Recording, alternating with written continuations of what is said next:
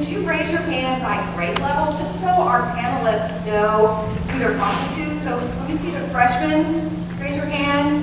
So we've got some freshmen. Great. Sophomore? All right. Junior? Okay, and seniors. Sweet. Okay, we've got a great mix. And we have a great panel for you today. I'm really, really excited to give you kind of a peek into the world of STEM, because the range of jobs is wide.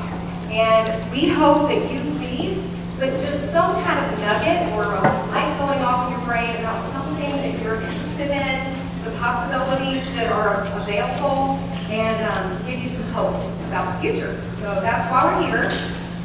What I'm going to first do is I'm going to go down the row and I'm going to ask each panelist to introduce themselves. All right, so Dell, Outman. Sure. Hey everybody, my name is Dell, Allan. And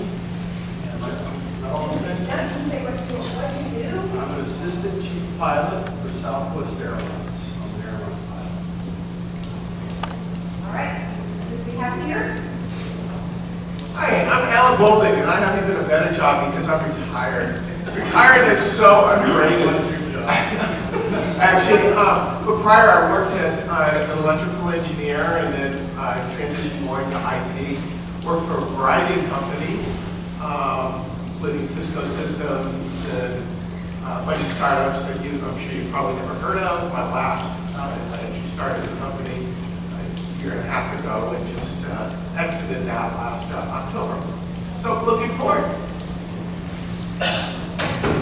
Good morning, my name is Burruel. I'm a chemist.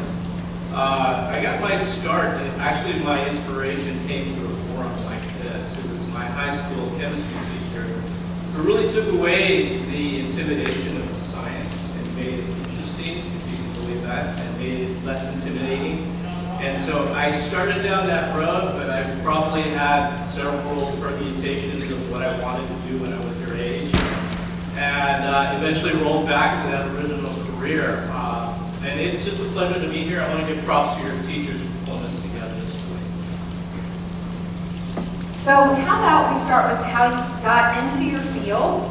Maybe you can tell the students how you got interested in your field and how you got into it. Okay, coming back to me again. So I kind of alluded to that. It was my high school instructor who started me thinking about this. Now, I went off to school and I struggled through it, honestly. I would go to a lecture and I really understand the chemistry, you guys. I'm like, oh, this is great. Now it's time to go drink beer, play football, and go out, right? And so then, you know, I blew off studying, which is kind of an important factor in college. And I will not lie, I got through most of my school. I went through 3 different schools, one because I was dismissed for being a derelict. Really taking care of business. I went on from Davis to Sacramento State, finished most of my school there. And it wasn't until I was actually 40 when I had the opportunity to go back and complete a few credits that I was lacking. So that, through the help of Genentech, where I was employed, they enabled me to work full-time, pay for the rest of my education, and that brings me to where I'm at today. And so I can talk more probably on the side about some of the other things that I've done. I've worked for GE Healthcare. Great opportunity working with some of the finest engineers in the world. I've learned a lot about radiology imaging and working in hospitals. Very intense environment, but a really rewarding environment, you guys. You get to really firsthand see kind of the fruits of your work, your efforts in that way. And recently, I got an opportunity to come back to the biotech field where I started, and I work for Thermofisher currently. And I'm seated back at Genentech full-time these days. And so I have a very flexible schedule, which is a great thing. It's about a 10-mile commute for me. And so I get to go back to where I started, and I'm around a lot of friends. So really, in that sense, isn't much of a job. I get to hang out with people that I know. And so I'll tell you more about that as we go along here.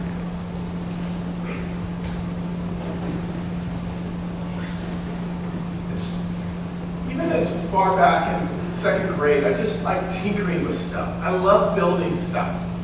And it was just part of my DNA. I love electronics. I remember building radios back in 3rd grade with Eve Kitson and other sorts of things. So I was very fortunate that I always wanted to be an engineer.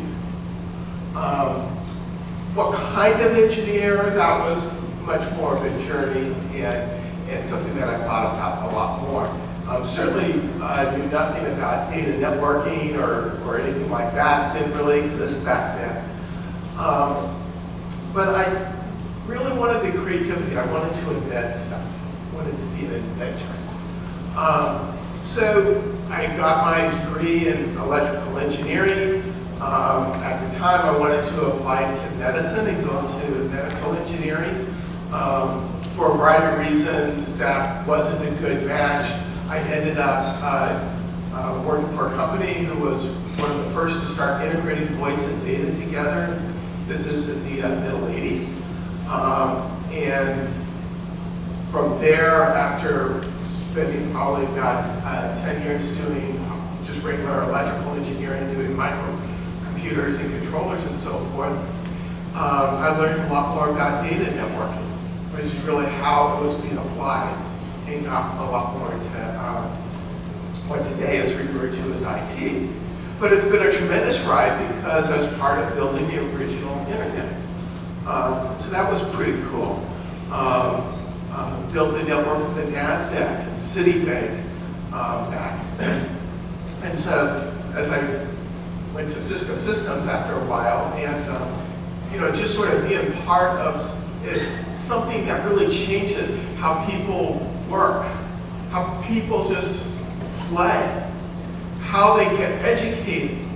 All these things just dramatically changed with the advent of the internet. To be part of that on the ground floor and get a variety of patents and have the opportunity to be a speaker in industry forums and so forth, it's been tremendously exciting and scary at times.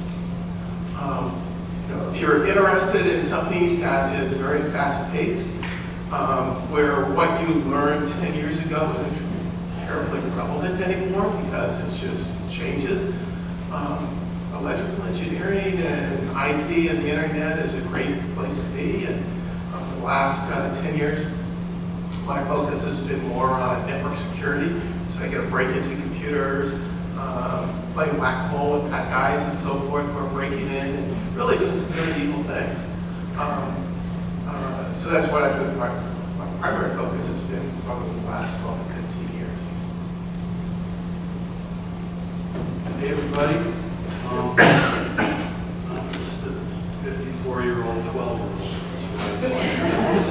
So my first love was a mini bike, and ever since I was a kid, all I wanted to be was around engines and things that went fast. Quite simple. So I had go-karts, I took stuff apart, I like loud noises, motors that make really loud noises and are really scary when they're strapped to a wheel somewhere. So that's what kind of got me enamored and taken by airplanes. So how I got into my career was I wasn't a good student. I went to 3 high schools in 2 different states. I had a lot of troubles when I was a kid, but I had a granddad that really cared for me and sat me down one day and said, "Hey, I think you like airplanes. I want you to take a flight lesson." And I was 19 years old. I was in Flagstaff, Arizona in college, and when I pulled onto the runway the first time and see out the front of an airplane, I knew what I was supposed to be doing. So I've been flying airplanes ever since I was 19 years old. It's kind of given me a reason to get up and do things. The one thing about flying airplanes, which I think people don't think about, is my job is not really about the machines anymore, it's about people. Because I get in a whole airplane, it would be a Volkswagen Bug to me, but probably a smart car to you guys. Because the hard part about my job is you think about getting up tomorrow and going to school, but you're going to get in a smart car and travel around the country for 3 days. So the challenge for me is people at my job. It's not the machines, they're very predictable. And I really love people, and I like trying to figure people out and kind of collaborate and reach a common goal with people. So the cool thing about my job is, I worked hard and I studied a lot when I was learning to fly, but the airplanes don't change much on my calendar world. So it was a lot of hard work initially, but it's been mostly fun. It's a lot of road trips with fun people in cool places. also, I can say that like, there was no more powerful, loud, scary machine in the airport.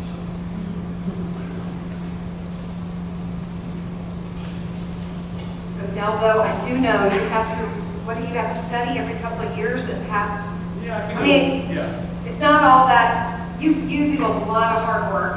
Yeah. So, I work really hard 1 week a month. We go back for our training. Yeah, I stay in the books, but I also have a management job now because I've succeeded with people. So I'm taking care of most of the pilots until the people that are based in the building. So we have about 700 pilots that we kind of look after. So a lot of my job now is trying to take care of the community that I work with. so one thing I heard in, with each of you is it wasn't a straight line to get there. A couple of high schools, college, flight lessons. Like, would you recommend, or what advice do you have for these students about what to do after high school? So, it's an old adage, like, find something you love to do and you never have to work a day in your life. So that was really, for me, the answer was that I love machines, I like travel, and going fast. So I knew that I wanted to be around machinery. How I've succeeded in my career is that I've been punctual, honest, and kind. And that's it, quite simple. That's how I succeed. Is I show up on time or early, I treat people with kindness, and I'm very honest. If I make mistakes, I'm honest and say, hey, I made a mistake. And I try to learn from it. So I think it applies to any career, and I'm here because of a lot of people that looked after me and took care of me. And quite simply, I've had mentors and people like this that kind of lit the fire for me and carried me along the way. And I've gotten there on time or early. I've tried to do the best I can, admit my mistakes, and been very kind of direct and kind with me. That's really, it's the golden rule stuff. So the rest of my life, in spite of myself, has worked out career-wise. So, but when I was sitting there, as you guys are, it was completely impossible. I remember sitting with my buddies in high school and like, what are we going to do and be when we're 30 years old? No idea. Zero. Couldn't even envision it. So, anyway, I guess I've probably been too philosophical, but for me, go to the airport, I started pumping gas and working and cleaning toilets at the airport. I was just around airplanes. And then one thing after another, somebody gave me an opportunity. And I was flying airplanes. The rest is kind of history at this point. So I don't even know if I answered the question. You're right. Kindness and teamwork are critical. Most people who fail is because they are not team players. You have to learn to be a team player. But gosh, what was the initial question? So what did you do after high school? What was your next step after high school? So next step after high school was really wrong, just went straight to college. But one thing that really surprised me and I didn't realize this until right after I graduated, was most of the people who, at least 3/4, maybe more, the people who graduated in electrical engineering didn't go off and do engineering. That really surprised me. You went through all this work and you're not doing engineering. Engineering is very foundational. The truth of the matter is most people have like 2 or 3 transitions within their career. Most people don't really know exactly what they want to do. And engineering, the cool thing about it is very foundational. I have a cousin who went off to law school and wants to do patent law. I know others who went more the manufacturing route. Again, others who went to business school and went to sort of run companies and be in the management, but they have to understand the language and so forth. So one piece of advice is I would have would be flexible. Don't try to box yourself in. Don't get overly stressed because you don't know exactly what you want to do. But try to navigate yourself that you can kind of go left, you can kind of go right. Look at what the trends are. Most importantly, where does your passion lie? What turns you on? And if you don't even know that, it because you just haven't experienced very much yet, that's okay too. You'll figure it out. So don't stress about it. I just like the hype engineering. It is very, very flexible. Most people who graduate in engineering actually don't do regular R&D development. Most probably go on and do something different, which was something I was completely unaware of until after I graduated. Great stuff. I'll just follow by saying, yeah, when I left for school, my whole vision at the time, I definitely wanted to study chemistry, but the goal was to become a dentist, you guys. And I think after getting into organic chemistry, getting my butt kicked several times in that class, I'm not joking, there was a quarter where the seat average in the class, the median, was like 41%. And so the goal was to differentiate medical students from people who go into industry. So guess which side I went? I went industry, right? So, and then I started thinking about, do I really want to breathe down, be in front of people and breathe down their throats and have them breathe on me, you know? And I'm like, no, I can pass with that, you know? So what I do currently is I started to pick up some engineering concepts and study more of the electrical side to couple with, you can see there's really kind of a crossover of the two. And the concepts are very similar in ways. And so for a living, I work on things in the proteomics world these days. So healthcare has always been my interest. And, you know, we can talk on the side and I can reveal a little bit more about proteomics. You can see a lot of this stuff on YouTube if you're curious.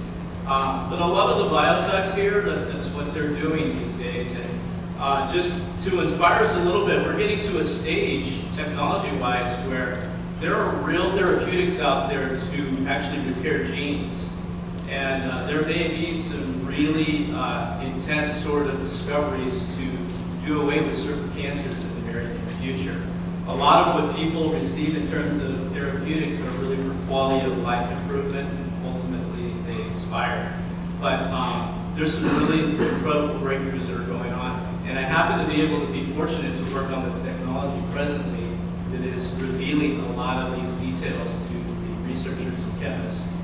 And so if I would leave you with something, and I think it's kind of echoed here, you got to maintain that heart to learn. That if you're willing to learn, don't ever be afraid of revealing what you don't know. Because I think as an employer or somebody who trains people, part of what I get to do is I work with people and I teach them about their applications and I instruct them on their equipment.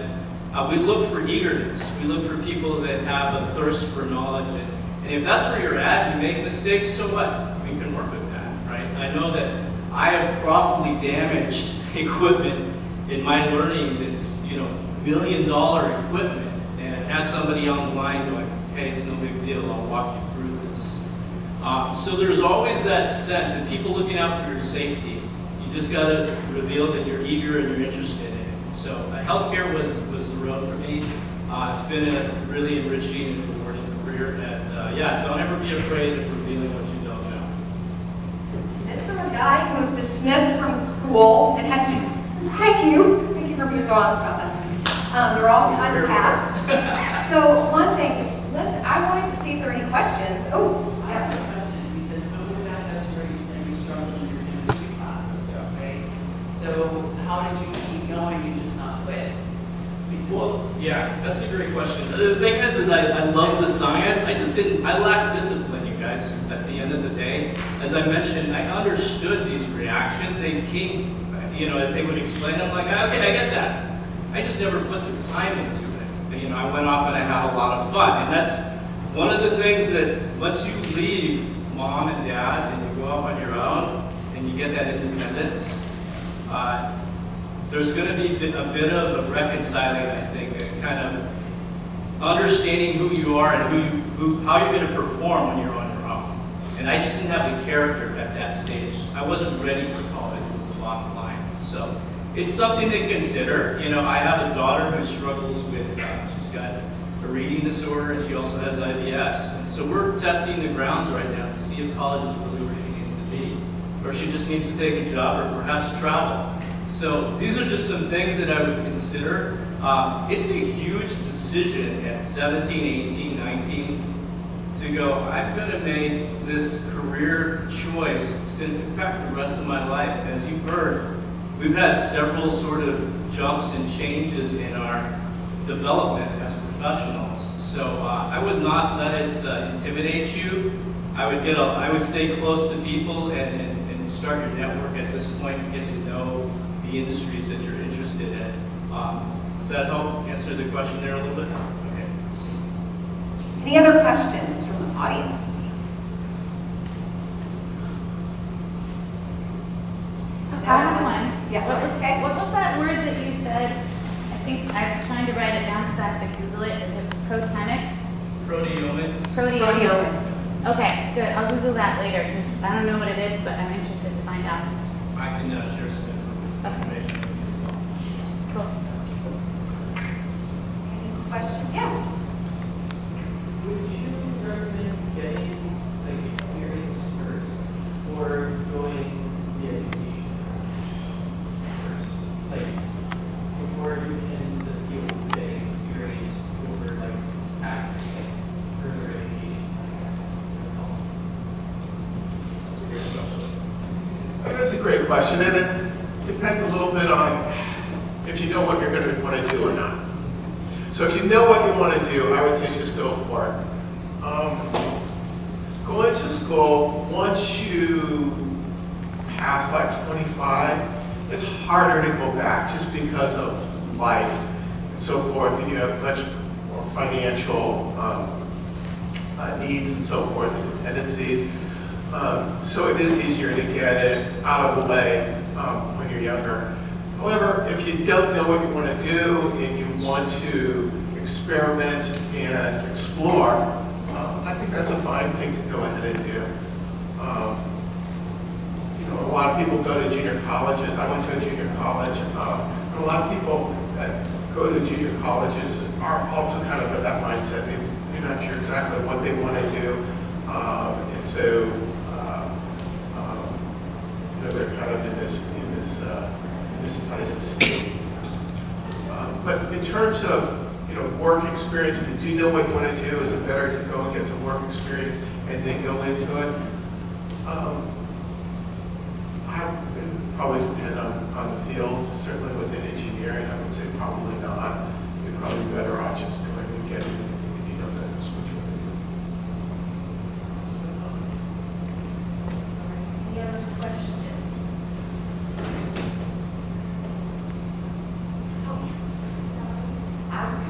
How about salary ranges? Can you tell us a little bit about pilots? Sure. So I'll just put this plug in for flying airplanes. There's never been a better time in the history of aviation to become a pilot as far as the career projection. Is this working? I think so. It's yeah, they're just super short pilots. There's a major pilot shortage. So back to the previous question, really quickly. If you knew you wanted to fly airplanes, you'd be better off skipping college, trying to get as much flight time as you can and fly airplanes as soon as possible. Get your college degree online in the Marriott on your overnight in Kansas City.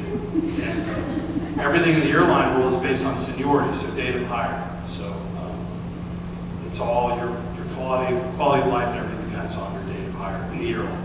One thing I didn't mention is there's a ton of cool jobs in aviation that have nothing to do with airliners. You can float planes in Alaska. You can fly off an ice cap, a glacier somewhere. You can fly a corporate jet for a private individual or for companies. There's just tons of different pipeline patrol. There's all kinds of stuff.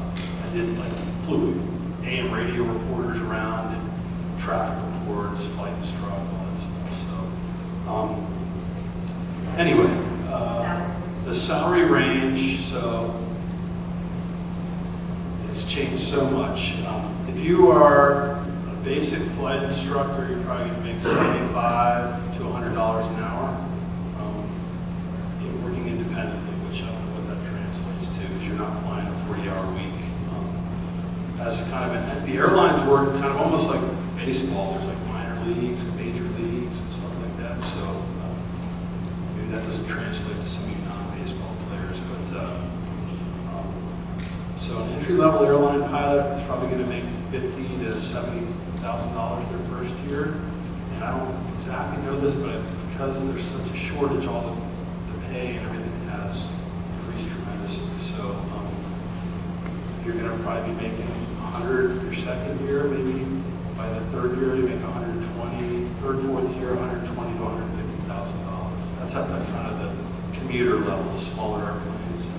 You get onto a major airline, you're probably going to make 75 to 100,000 dollars your first year, and then that will go up pretty quickly to a couple hundred, $250,000 a year, and then as you get captain and stuff, you're probably into $300,000 to $500,000 a year. And if you work your tail off, you can probably make twice that. There's not a lot of people that are doing that. There are. The airlines are set up differently as far as paying incentive. But if you think about it, you're going to make 100 grand your first couple years. Eventually, after 5 to 7 years, you're going to probably be making $250,000 to $400,000 a year. One nice thing about an airline job is you work 9 to 14 days a month. So it's a part-time job. It provides a lot of free time to do other things that interest you in this career in life. Like surfing. I'm guilty of. And so the last thing I'll say is, I forgot what I was going to say. What about female pilots? Oh yeah, there are less female pilots than there are male pilots by a long shot. There are a lot of opportunities for female pilots, and there's a lot of really great female pilots that I work with all the time. So there's more and more opportunities. There's all kinds of organizations for different, subsets of aviation. Women in aviation, the 99. There's all these different groups for different pilot groups. So yeah, I think that's a question. Yes, thank you. So going back to just your training, so did you, they hired by the airline, they trained you, did you go to flight school on your own? Like, how does that work? So I went to college, didn't really, I just got a general bachelor's degree in college and went to the airport and took that flight lesson, and then I worked at the airport the rest of my college days, pumping gas, cleaning planes, all that stuff. I just wanted to be at the airport.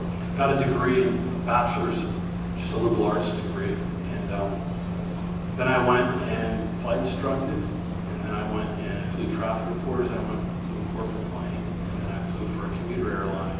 But back when I went through it, I had to pay for my initial training with the airline, and then, made a better living than if I went to an airline that didn't require me to pay for that initial training. So I borrowed some money to do that for my first airline job. That is not the case now. That same job right now pays the equivalent in today's dollars, probably 2 times what I would have made back then, and they will give you a signing bonus, and they're very, very short of pilots right now. So the climate is just supply and demand. If there's more work than there are pilots get paid more, and they give you incentives to come work for them. If there are more pilots than there are jobs. When I paid for a lot of flying when I was a kid, just trying to get my experience, because you need experience to get hired. But you can't get experience without experience. It's somehow hickling issues. So it's much easier than it used to be. So. There's a question over here. I was just going to ask, how did you decide to become a commercial airline pilot rather than things like how long did you get your commercial license? So I think I heard that. So I learned to fly in 1989. My first career choice was rock and roll star. So I didn't want to fly airplanes. Played in bands in college, and I moved to Santa Cruz and lived in the trees with a bunch of other kids that I grew up with that were all causing more problems than solutions in their life. And so I lived in the redwood trees. We argued and bickered, and we quit the band, and I went back and finished all my ratings when I was 21 years old. And it's one of those things where I think you guys maybe can relate to this, but you're so good. I kept banging my head on the wall. I didn't know really what I was doing. I wasn't settled. And then my mom got sick, and I moved back home. And I got a job in 3 weeks. There were no pilot jobs back then. This was in 1993. And when I was in the right place, doing the right thing, following my heart, I got a job in 3 weeks, and I never looked back. And I went into the airlines because I was flying corporate for a small company, a plastics company, their small jet, and turboprop plane. It was a great job. I never wanted to leave, but somebody came out of retirement and took my opportunity. So I went to the airline, and the airline was hiring, and I had to borrow some money from a family friend, and it was a very scary check ride. It was like taking a test that if I failed the test, $11,000 I had borrowed was going to have to be paid back, and I didn't have a job to pay it back. And previous year, I had made $7,000 on the flight, so I was working full time. So it was a very different world back then. But I took a chance, followed my heart. Whenever I made the right decision, I was provided an opportunity, and that's what happened. So I got hired. I was the 400th pilot hired at that company. 3 years later, there was 1,800 pilots. So I had complete control of life, quality of life. So anyway, I don't want to dominate the discussion here too long, but when I made the right decisions and followed my heart, I was, just opportunity presented itself. And the one thing that I did right was that I got dressed and I went to work and I was there every time. And I treated people well, and then here I am all these years later. So that's it. Yes, never underestimate the power of showing up in the rain during advisory period to hear these guys talk. That's showing up. So a little bit about salary range. Yeah, just to be candid, so presently my base is around 150. I do have commission opportunities, and I don't mind asking people for money. So the equipment we sell is roughly around $1 million pop. So take a percentage of that, and I get a little extra here and there. So there are also growth opportunities within that, within the field that I'm in. If one wants to do something like applications, chemistry, or whatnot, there's travel opportunities that result in that. And if that's your thing, if you like to travel, you basically demo and train people on their applications. You get to meet and connect with a lot of cool people. And that can lead to a direct sales path as well. So you're not only just selling smaller instrument, but you may be selling it in corporate accounts and selling large volumes of equipment. So there's lots of opportunities as well within that field. My path, I would probably go into management at this point. I currently supervise 4 people over at Genentech within our group. And that's a little bit about how much I am able to bring home after taxes. A little bit about salary range. Gosh. It's been so long since I've hired a new college graduate, so I'm going to guess. But I think the starting base is probably, for somebody with a master's, around 75 to 85,000. There are 3 aspects of compensation in most of the high-tech companies. There's your base salary, which is what I just mentioned. There's an annual bonus, which for an entry-level person is about 10%. For a director, it's about 30%. For a senior director, it's about 35%.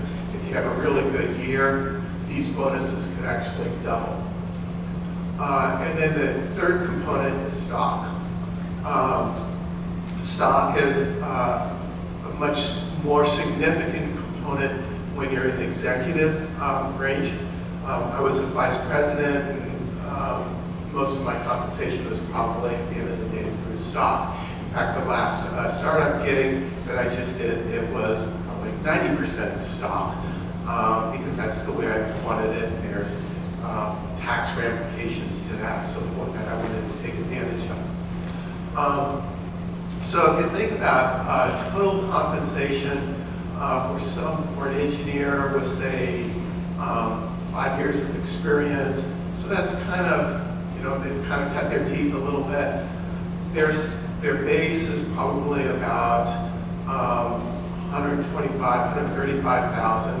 They probably get around 10 to 15% for their bonus. And then their stock component for that would probably be somewhere around $15,000 to $20,000 a year. So their total comp would probably be around 175, 180 for 3 to 5 years. We have 5 more minutes. Anybody have a question?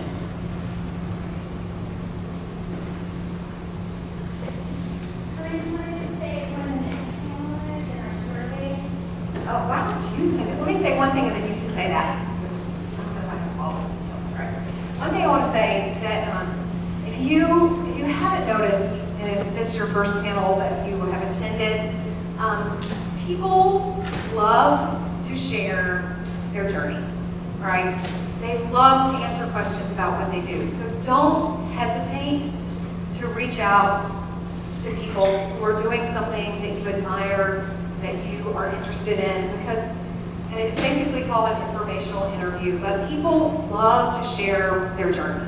It's just, right? Like it's just, it can be such an honor. So don't be shy. If I think I talked to Magali one day, like there are a lot of people out there that want to talk to you about what they've been through, maybe share some wisdom, that are out there to support you. So I just want you to know that.